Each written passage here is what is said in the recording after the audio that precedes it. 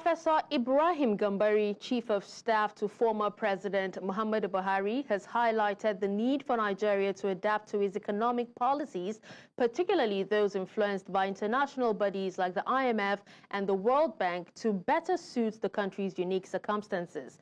Now, he cautions against blindly following foreign recommendations, such as fuel subsidy removal and currency devaluation, which have led to soaring inflation and a worsening cost of living.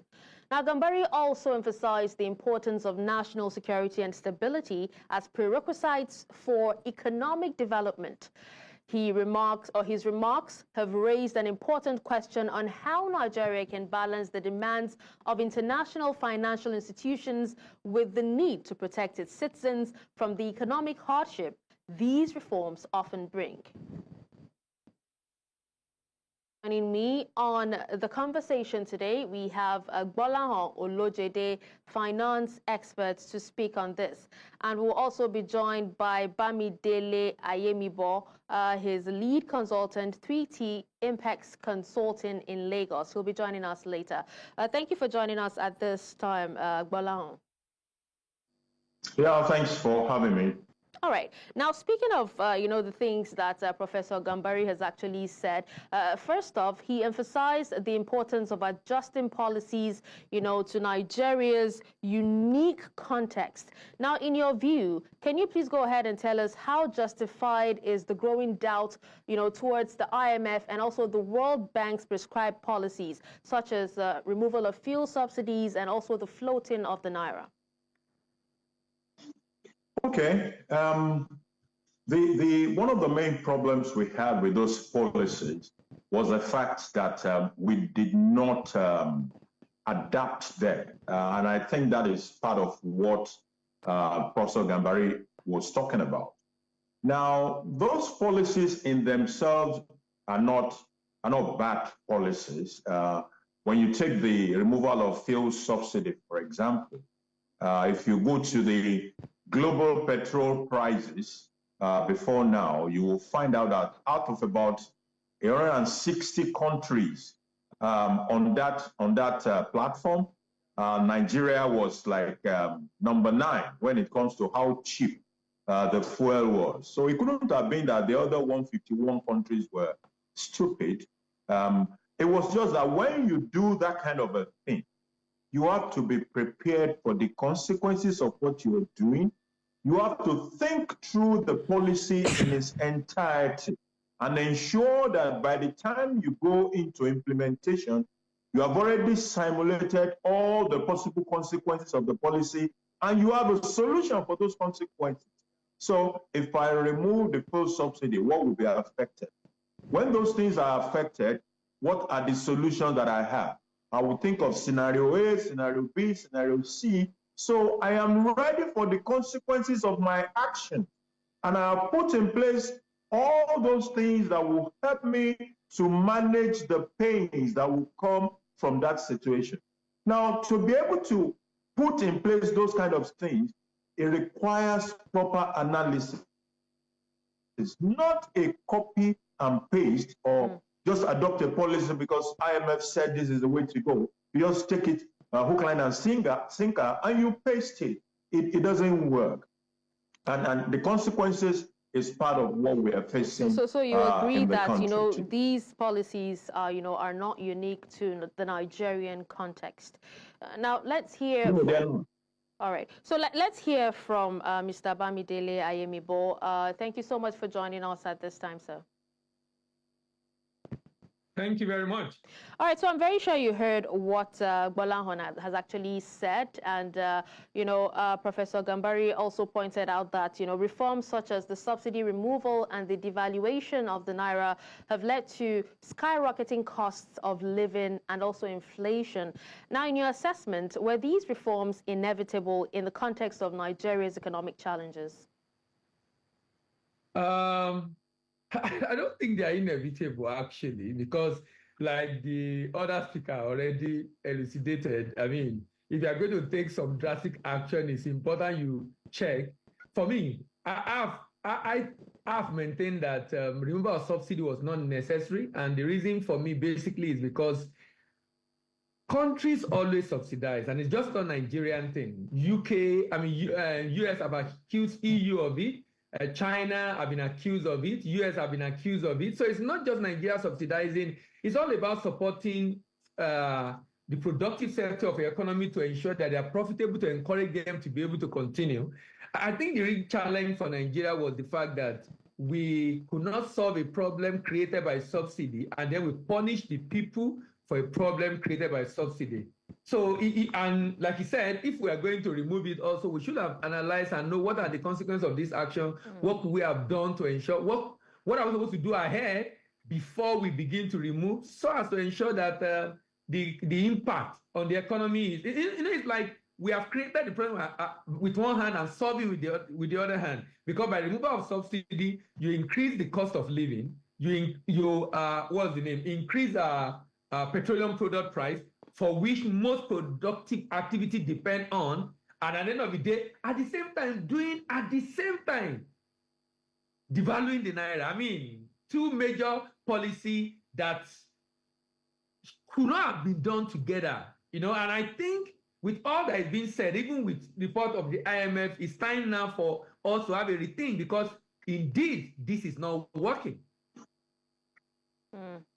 Okay. Now, let's come back to you, Gbolahon. Now, Professor Gambari also suggested that, Nigeria might need to tweak or even adjust the policies prescribed by these international institutions. Now, we've tried the policy. You talked about, instead of copying and pasting, we should have, done what was different or what was, peculiar to Nigeria. Now, do you believe that, the current policies should be revisited or even modified? Well, modification maybe, but if it is about reversing those policies, I think it will even be more disastrous to go back to where we're coming from. So rather than thinking of reversing it, maybe modification is better. But more importantly for me, I think what we should do is to now pursue those things that will help us to be able to moderate the effect of the policy. You take the fuel subsidy removal, for example. The question we must be asking is, so what can we do? Part of what will have helped to moderate the impact of subsidy removal was to have a competitive environment for domestic refining. As it is today, there is still no competitive environment for domestic refining. So in fact, the importation in October was said to have even been bigger than before Dangote refinery started to produce. So we have a problem with picking the pieces of the policy and making it to turn things around for better. If we're able to deal with the matters of domestic refining, so the Dangote, there is still a major issue around the Dangote refining as we speak, regarding the cost of fuel, regarding issues of importation, regarding whether we even want to be buying from Dangote, regarding issue about providing crude for Dangote. So all those ones are there. On the other side is the fact that what could have been complementary production from the 4 refineries of the federal government are yet to come on board as we speak. There is still nothing coming from those refineries. These are the things that could have worked together to help us moderate some of the effect of the policy. Let me give you what could have happened if we have all this competitive domestic production of refined products. Number one is the fact that a lot of demand for dollars, which is putting pressure on the naira, a chunk of it also is for importation of refined products. So if we're not importing refined products, that pressure will be moderated. The other part is that if we are now refining so much beyond what we're able to consume in the country, it means we have a room to do some exportation and earn foreign exchange. But all these issues are not being properly tidied up. They are still not in the right line where we expect them to be. So the problem has persisted. We are still importing The demand for dollar for importing refined products is still high because we're still importing a lot of those products. The domestic capacity to refine is not it's not the way we think it should be. So the problem has persisted. The answer cannot be in going back to 192 naira fuel. It's not going to work. The problem is we must fix all those other surrounding problems to ensure that we can moderate the pains the people are going through. One of the things people have thought through when we're doing this policy is how robust is the public transport system in Nigeria. Where that is not strong enough, the pains will be more. If we have say the UK transport kind of system, you know, you can even do an intervention on say the London train service, for example. There is no such service in Nigeria where you can do the intervention. So people are getting beaten left and right by the impact of those policies. We cannot go back to Egypt now. We must look at what we can do in our environment to fix where we have put ourselves. Opinion with you or something different to say. You know, he talked about the danger of blindly following, you know, these institutions, that's the IMF and the World Bank's prescriptions in a country like Nigeria. So what can be done? Should these policies be revisited, adjusted? What can our local policymakers do to adjust these recommendations? You know, we produce crude oil. And here is my thought, and I really don't know why this is not being done. So Dangote is producing PMS. We produce crude oil. Is there anything stopping the government from reducing the subsidy the government should have given? Reduce the cost you sell your crude to Dangote, sell it to Dangote in Naira, so that Dangote can then use it to produce for us, and then the marketer can buy at a reduced price for Nigerians to buy at a reduced price. Dangote confirmed the fact that they can track every truck loading from their depot to ensure that they know the ones that are crossing the border to sell to other countries. So if Dangote have that capability and they've confirmed that because they have a lot of trucks also that they monitor themselves for their own transaction, particularly movement of cement and everything around, why is it? I don't know what would be the issue. Why we can't? Because it's our product, right? Why can't we sell crude oil to Dangote at a cheaper rate? So that subsidy comes in at the point of the value we are selling crude to Dangote. So that when Dangote finish refining, will put its cost and markup and be able to now sell to marketer at a cheaper rate. Marketer can put a little markup on it, and Nigeria can buy cheaper. Like the other speaker said, we can't go back to where we used to be, but we can significantly reduce this price, maybe to even 600, 700, where we were say a few months before, to be able to at least reduce the impact of this inflation on the populace. You know, that was the initial idea. I think in September, you know, the fuel was actually bought in dollars, and the following month it was said that, you know, they would be buying or they'll be selling crude in Naira, but we don't know why, you know, it's still happening, why they're still buying in dollars. And, you know, the removal of fuel subsidy has actually been a very contentious issue because, you know, reports still have it that the government still pays subsidy. So, you know, it's a confusing scenario. Now, still on this and still on you, Bamidele, what would a more localized or context-specific, you know, policy approach look like? You know, I'm asking if there are examples of other countries that Nigeria could actually look up to. You know, there's a challenge. If you are borrowing, it's like you're going to a bank to borrow and you want to tell the bank the terms of borrowing. I don't think we have a lot in terms of I'm looking for the right word to use now to be able to. Okay. All right, I think we seem to have an issue with Bamidele, but I'm sure he will definitely reconnect. Now, let's come back to you, Bolahon. Bolahon, now, he was talking about, you know, the removal of fuel subsidies and, you know, how it has triggered so many so many issues in Nigeria. Now, go ahead and tell us, what country should Nigeria be looking up to, for guidance at the moment, or especially when it comes to policies? Well, my perspective will actually be that we design our own policies based on our peculiarities. That was where we started from. One of the problems with policies is to bring them from somewhere else without proper analysis of our own context. Then we slam it on the system, and the system will revolt. So we can look at our own country. If you go and bring a policy from, say, Ghana or Kazakhstan, the peculiarities are totally different. Ghana is, though it's an oil producing, but it's not an oil producer on the quantum of Nigeria.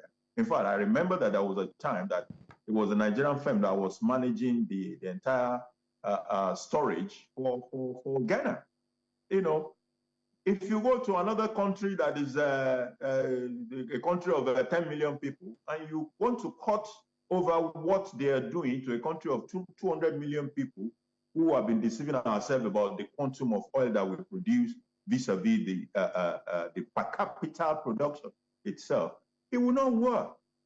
So we must take Nigeria, look at our problems specifically, and then design our policies around our own problems with the solution in mind.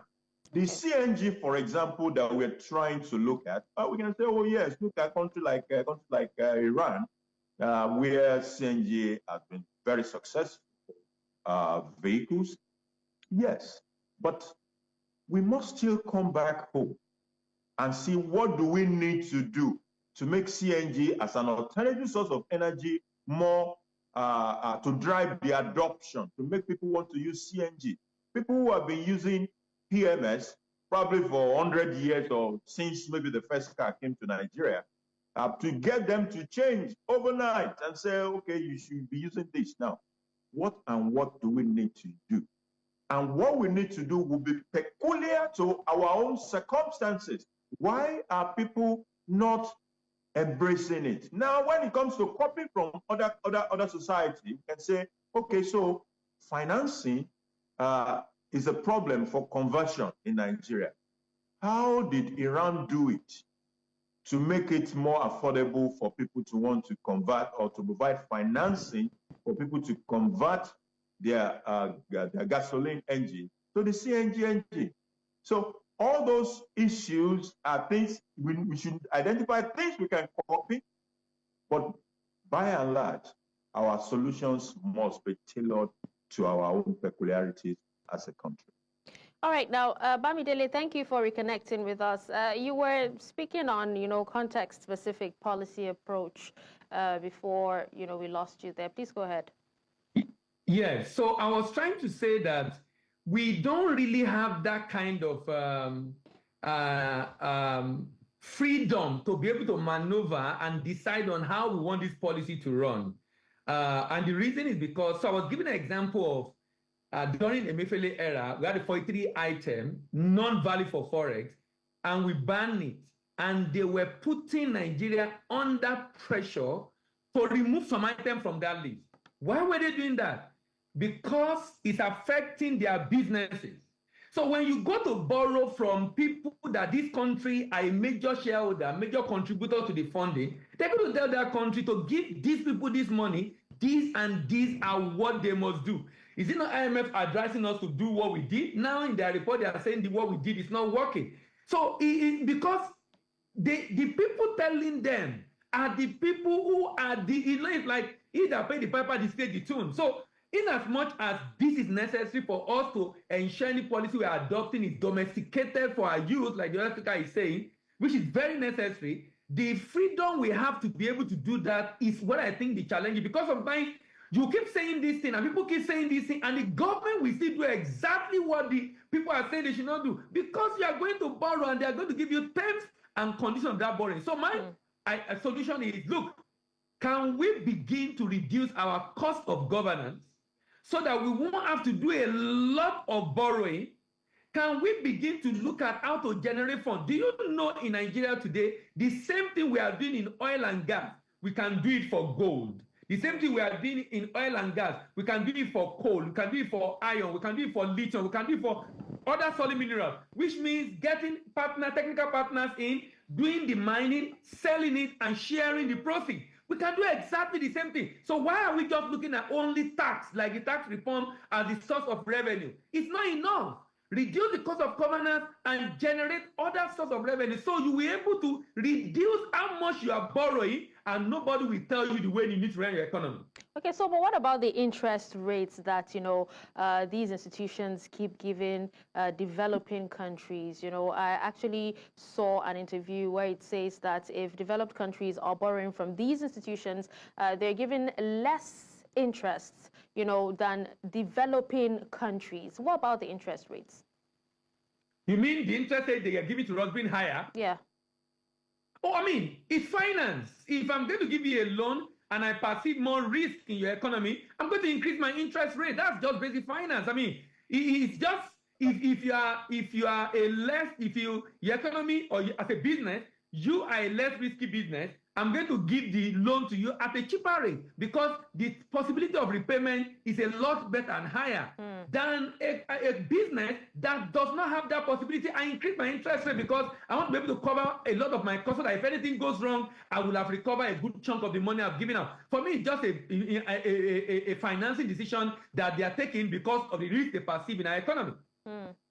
Okay, let's hear from Gbolahon. Now, he had actually said a lot, and, looking at the sharp or even consistent depreciation of the Naira, Gbolahon, do you think that Nigeria is at risk of deepening poverty and also widening inequality? Well, if the devaluation continues, definitely it will expand the poverty net country, because the more the devaluation goes on unabated and inflation aggravates, the capacity of people to consume will be depreciating and more people will be slipping into poverty. That is for sure. What could be said, however, is that probably the rate of depreciation slowed down a little bit. The way things went from 500 all the way to 1,900 at some point, it's not the same way it has moved in recent months. But that is not to say that it is still not depreciating. It is depreciating because a whole lot of what is required to create a stable Naira, they are not microwave items. There is no snap your finger and the currency will stabilize situation on the table. Most of the solutions require a bit of time. If, for example, we are saying increase production of what we can offer to the world and earn foreign exchange, those things are not done in a matter of months. It takes a bit of time. But we must have policies that are consistent, that are deliberate and targeted to take us in that direction, because it will not just happen by itself. We have to be deliberate about it. So hopefully the rate of depreciation will continue to be slow, and maybe at some point it will flip to the other side. You see, what is even more important than the actual exchange rate itself is what is called exchange rate stability, which means if the exchange rate is 1,700, I want to be able to plan with that exchange rate. I don't want a situation in which I get into a transaction at 1,700. By the time I'm coming out of the transaction, the dollar has moved from the 1,700 and it's now 1,800. What that does is that it makes planning very difficult. It creates uncertainties everywhere and it makes the economy worse. So part of the problem we must fix is the stability of the Naira. Like I said, no microwave solution, but hopefully if we are more deliberate and consistent with certain policies, we will get to a situation where we can say, oh, it is Sukuru. But that is still a bit of a distance. Okay. Now coming back to you, Bamidele, something Professor Gambari also emphasized is the importance of, linking economic policies to national security. Now, can you tell us, has economic hardships, particularly those caused by austerity measures, contributed to any social unrest and insecurity in Nigeria? Sorry, I didn't get that, please. What I was saying is, Professor Gambari, one of the things that he emphasized, is the importance of linking economic policies to national security. So I would like for you to tell us, or if you have an idea, if economic hardships, particularly those that were caused by austerity measures, contributed in any way to social unrest and insecurity in Nigeria. Definitely. I mean, a lot of businesses are shutting down. We've had several reports of organizations leaving the country.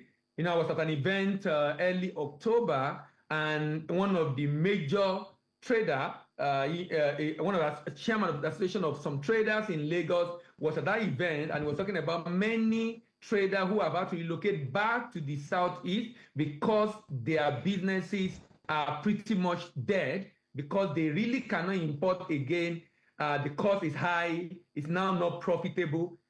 So jobs are being lost. I mean, the report is also showing the level of poverty in the country and unemployment in the country. So definitely, the implication of this is, there's an adage in South Africa that says that, look, the adage is that an idle hand is devil's workshop. When people have nothing to do, the implication is that they become a good tool in the hand of even politicians sometimes as political thugs and a number of other vices in society. So that is expected, and that is already happening with level of armed robbery, kidnapping, and a number of vices happening in our society. So that's actually one of the reasons why this is very, very necessary that something needs to be done about this so that people can get something doing to be able to earn a living and not rely on different kind of social biases to be able to survive. Okay, but what about, are we at risk? I know Gbolahan did talk about, how, it might contribute to, or it might deepen, that's the devaluation of Naira might deepen poverty and also widen inequality. But are we at risk of experiencing the kind of unrest seen in other African countries like that of Kenya due to economic hardship? I don't think we should wait till that happens, but we are definitely at risk. Definitely at risk. When people are pushed to the wall, we definitely at risk. Probably worse than what we see during ENSA. So we definitely must arrest it because at the end of the day, when people become very desperate people do desperate things. We are definitely at risk of that or even more if nothing is done about this. Let's hear from Gbolahan if he feels we are at risk of, experiencing the same